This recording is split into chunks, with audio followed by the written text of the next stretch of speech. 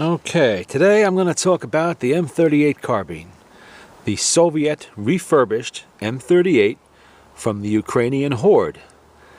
Now, both of these carbines are 1943, both are Izhevsk. However, like all Mosins in particular and the Ukrainian refurbs, no two ever seem to be exactly alike, and these two are no exception. The first M38 we have here has some very nice crisp markings on it. Let's see if we can get the camera to kindly focus in on that so you can see them. I guess it's not going to cooperate today. There we go, a little bit better. And as you can see, this is a very smooth receiver. No beaver chewed there. No wartime expedient. It's a high wall, of course.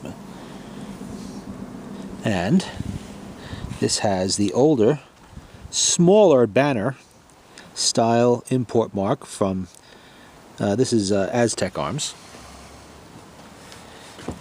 You'll note that it is a true carbine stock, M38 stock, wartime.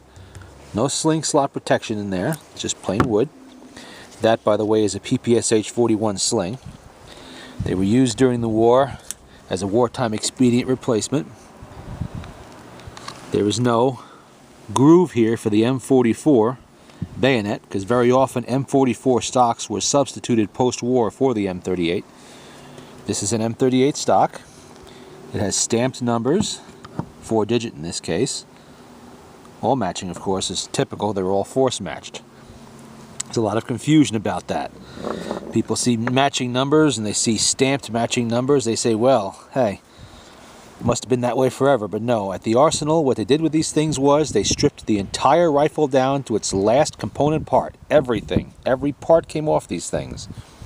They were refurbished in large batches, dumped in big piles, and then reassembled onto new rifles, or new barreled receiver assemblies that had already been refurbished separately. So every part of this rifle, or carbine rather, was on something else at one time. Now, as you can see here, we have a stock repair. That piece right there, nice and neatly done.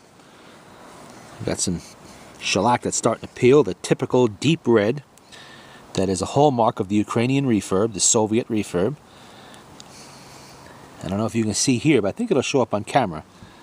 This area here, that is actually some kind of black paint or older finish that's under the shellac. We have some little markings here and there. As I've mentioned before, a lot of the small markings on these things are simply unknown. They're inspection stamps. Nobody really knows what they are. There's another repair here.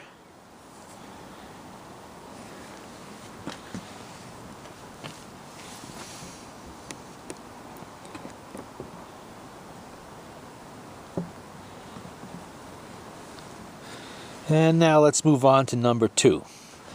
Also 1943. Let's get that out of the way. That's for later. Ukrainian refurb.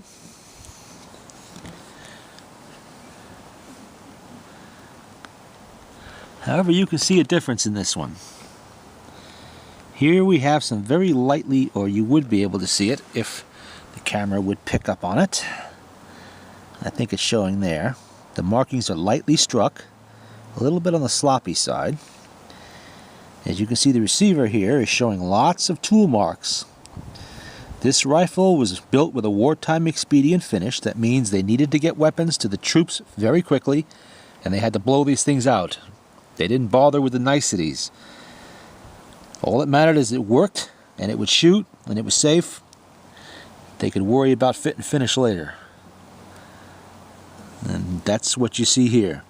Both rifles here were carbines, again, done the same year. However, this one was done a little bit faster. And we have a nice line-out number on the bottom here. Something done during the refurbishment. They didn't always bother to erase the old number. They just kind of lined it out, put the new one next to it. Now this stock is an M44 stock. As you can see, that's the groove there for the M44 bayonet. But of course it fits the M38 just as well as it does the M44. So they were used. again, we have stamped matching numbers, force matched. That means that they were all the numbers here, all these numbers on the bolt, on the magazine here, on the butt plate. See some black paint on there. And, I don't know if you can see that, but they put some white out in there for some reason. All these numbers were matched to this number right here on the barrel. They ground off the old numbers or lined them out, and they stamped the new numbers to match. That does not mean just because it has matching numbers and these things that this rifle has never been apart. It's a Ukrainian refurb. They've all been apart. And I believe this one, yeah, I don't know if I can focus that little square there with a little slash through it. You see it there? That is the Ukrainian metal refurb mark. Not every one of these will have that. Sometimes they added it, sometimes it was larger, sometimes they left it off altogether. This is a regular sling on there.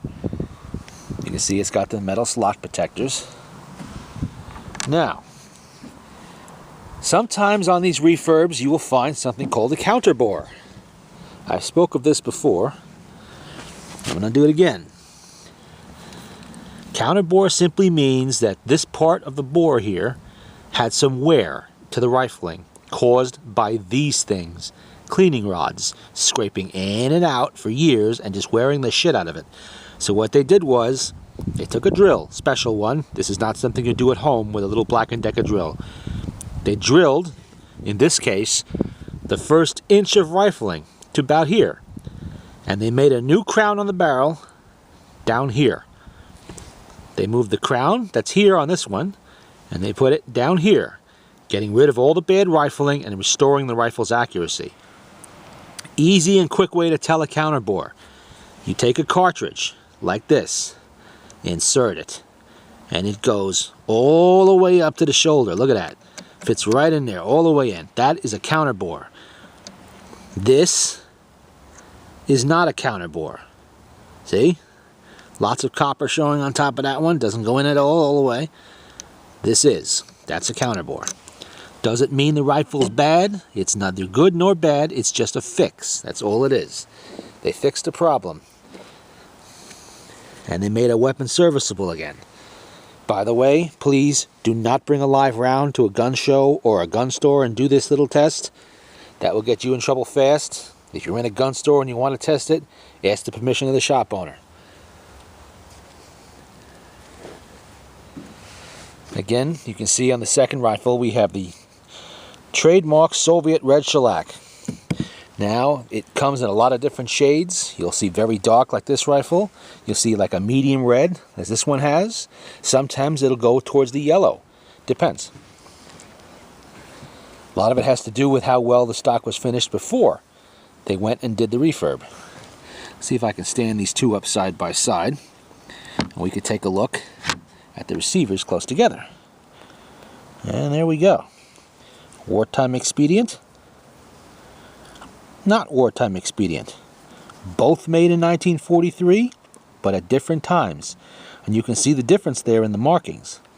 How one set of markings is very clear and crisp and neatly laid out, while the other one's kind of just slapped on there any old way, like somebody was in a real hurry, which in fact they were.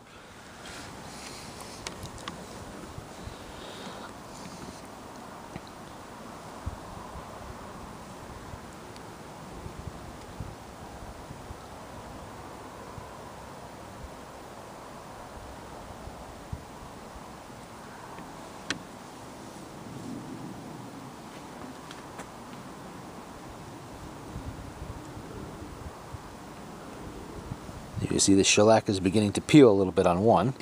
Still pretty solid on the other. Alright, let's set those back down in such a way that I don't damage them. This one, surprisingly, does not have the Ukrainian refurb stamps on it. They left them off. Not sure why, but sometimes they did that, like I said. Or it could be that the metal simply did not need any refinishing past a simple blue job. However, I would have thought the wood would have gotten it, but no, it's not on the wood either. Oh yeah, and I was going to show you the import mark On the second rifle, no banner import mark. Not there. The import mark on these older imports is all the way up here. Be nice if it would focus. There we go. You see it there underneath the cleaning rod? Unfortunately, at some time in the early 2000s, BATFE decided that the import mark had to be more visible and it had to be on the receiver. And that's why today we have to live with the banner import mark. Now obviously, while this one has a banner import mark, it's unobtrusive. Some other ones aren't. Some other ones will take up half the receiver. This one is kind of lightly engraved right there on the side there. You have to look to see it. The Aztec Arms was I believe they're still around, but they were importing a lot of these, about 2001, 2002. These were some of the first refurbished M38s to come in, or Mosins in particular, any of them. Both of these are nice shooters, by the way. Counterboards or not, they both shoot very well. And that is the M38, the Ukrainian hoard Soviet refinished M38, or refurbished. Not to be confused with issued models or anything else. These are unique to themselves, part of Cold War history. These are the rifles that would have been used to arm the Soviet peasants and various militias in the event that the West had invaded European Russia. They would have handed these things out to every Tom, Dick, and Harry that came along and sent them to be cannon fodder to slow down the advance of the Western forces until the Red Army could group itself together and form a defense. That war never happened. Ukraine became independent and sold them on the world market to collectors in dozens of countries, in particular our own. Once upon a time, these were very common. You see them every gun store, every gun show. Nowadays, unfortunately, that's not the case. M38s are nowhere near as easy to come by as they were years back. And they are the handiest of Mosins, excuse me. There's no bayonet to worry about.